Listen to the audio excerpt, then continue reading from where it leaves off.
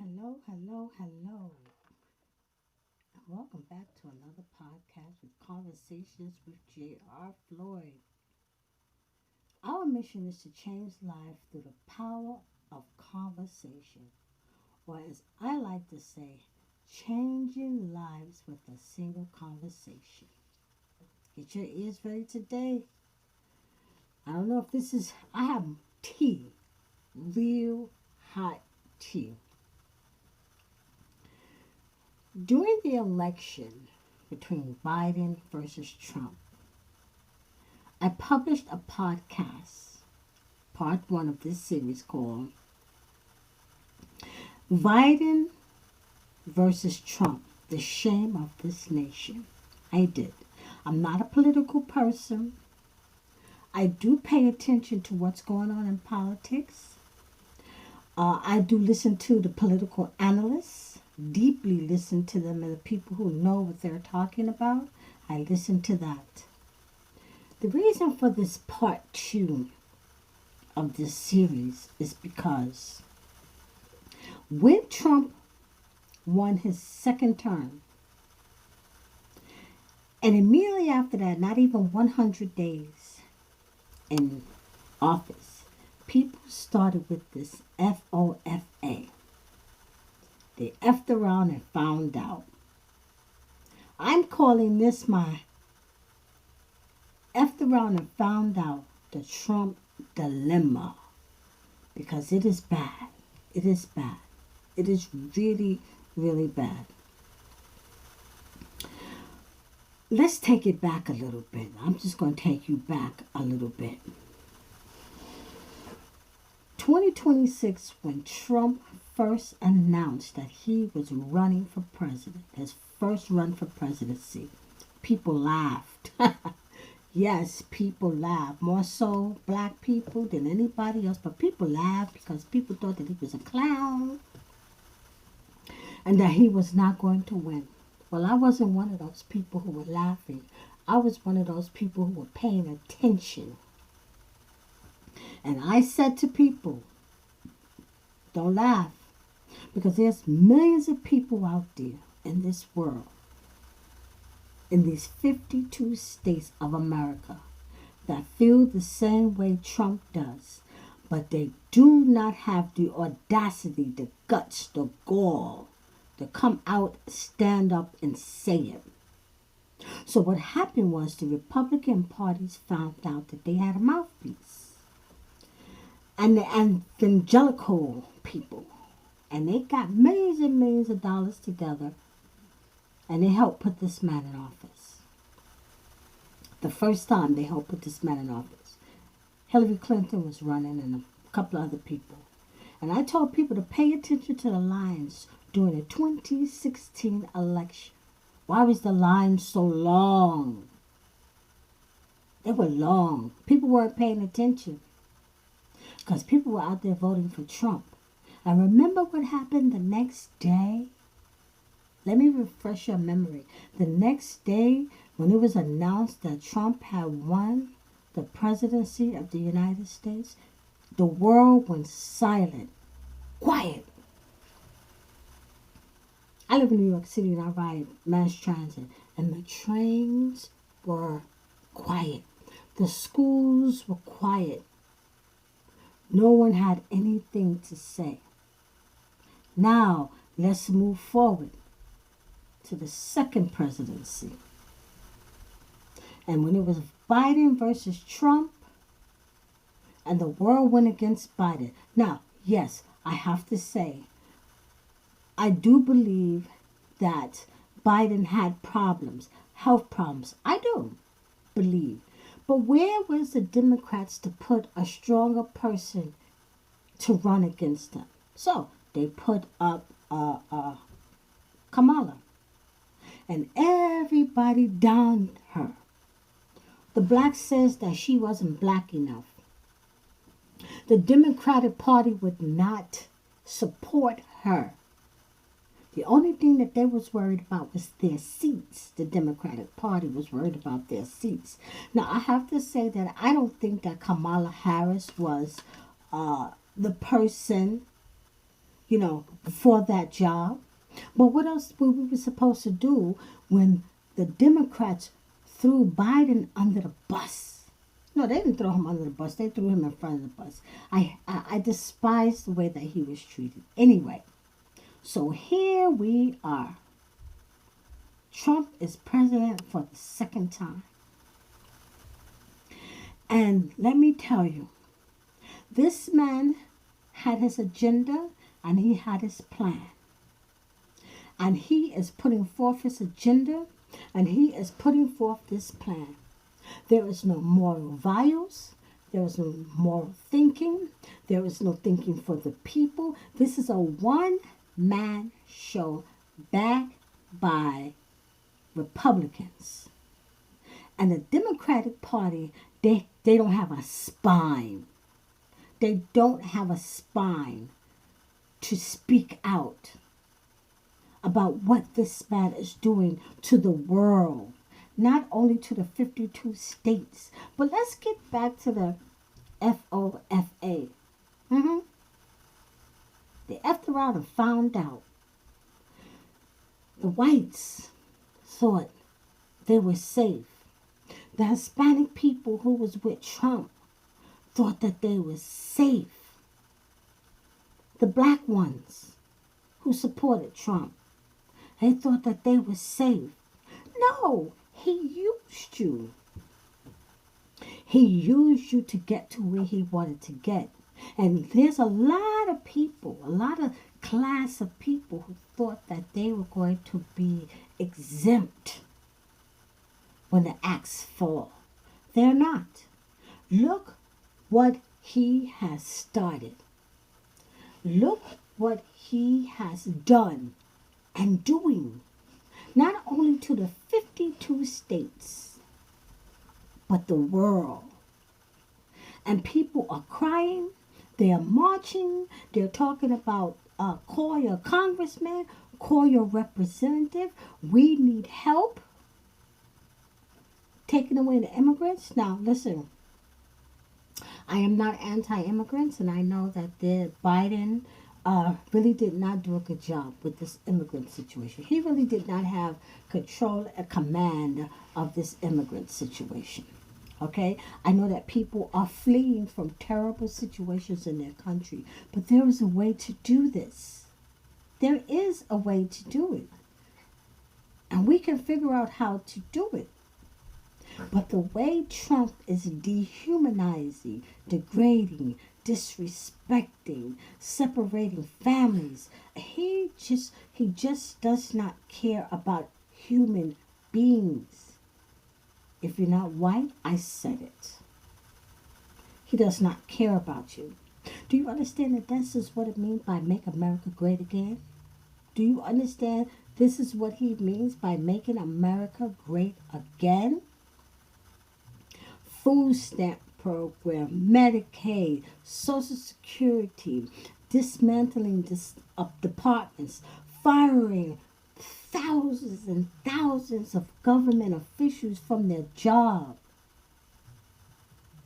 And then you have a Kennedy. Oh my God. Does anybody listening know the history of this Kennedy that was given this seat? There's always been a Kennedy.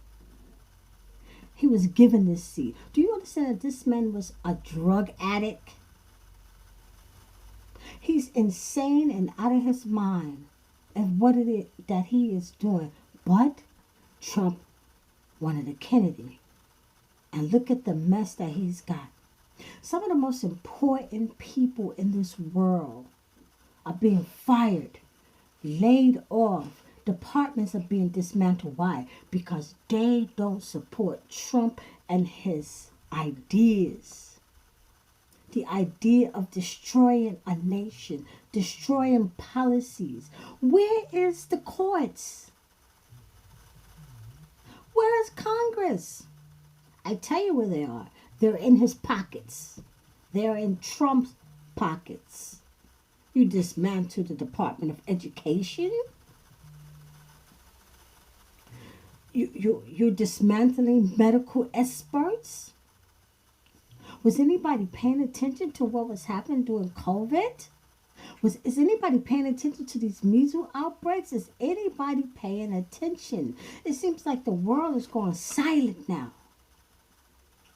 You want to know why the world has gone silent? Because people are scared. People are afraid. People are living in fear. All these TikTok people who used to go up there and brag about their food stamps and brag about getting $1,500 this and that, it's being dismantled. Your safe space, your cushion, it is gone. It is going. And I believe that it's going to get worse. I believe we haven't even gotten through a year. And look what's happening. I'm 61 years old and I'm looking forward to retirement. I am. Well, at least I was. Now I have to think about retirement. I have worked 40 years. 40 years I have worked to set myself up to ride off into the sunset of retirement. And I am afraid to do so right now because I'm afraid that my money will not be there. Am I healthy enough to keep working? Yes, but I don't want to. That's my choice. That's my choice. But now I am afraid. I'm afraid that Medicaid won't be there, Medicare won't be there, and I'm afraid that my monthly check won't be there. So, what do I have to do? I have to continue to walk a tightrope, get up every morning and keep going to work, hope I don't get sick so that I can take care of myself. The agenda that is going on right now, it is a personal agenda. It is a white rule agenda. It is an agenda where no one is fighting back, speaking up. Even the Republicans, a lot of them, I know, a lot of them is having their oh shit moment. And what did they do? Do you see Republicans are now starting to withdraw one by one, one by one? They're beginning to jump ship before it sinks. We are sinking, people. Are you paying attention? This man is the President of the United States, and he is doing things that no other president has done. And no one is saying anything to him. Why? You have to ask yourself why. There's a lot of people scratching their head saying, how is he able to do this? How this man has broke more laws. He has been in court. He has been a pedophile. And no one is saying anything. No one is saying anything. How? How dare the American people stay silent, keep silent? You know, there's no longer we the people. It's Trump. It is Trump. Do you see any Democrats right now who is gearing up to run against him? Do you see it? I'm not saying Republicans, Democrat, I'm not saying either party is better than the next. Where's this nation headed? Where is this nation headed? At least when Biden won the election, I wouldn't say we have 4 years of peace, because in Trump's first serving as president, look at what happened in the black communities with so many black men dying, and the police officers was out of control. Look what happened January 6th. That was an abomination. An abomination. And there were men and women sworn to protect this country that gave their lives, and nobody cares. Not the judges in the court, not the Supreme Court. Nobody seems to have a spine right now. Nobody. And now he's sending all of these troops into the different California, Washington, D.C., Chicago. What's happening? What's happening? I have people, friends, who legitimately got their green cards the correct manner. They are tax-paying, law-abiding citizens. They're raising their children. They're afraid. They're afraid to travel. They're afraid to be out. They're afraid to go out. Are you paying attention to what's going on in the world, people? Or are you just locked away in your life and you think, well, it's not bothering me. Well, it's not in my backyard. Well, what? You see what happened? The whole world effed around and found out.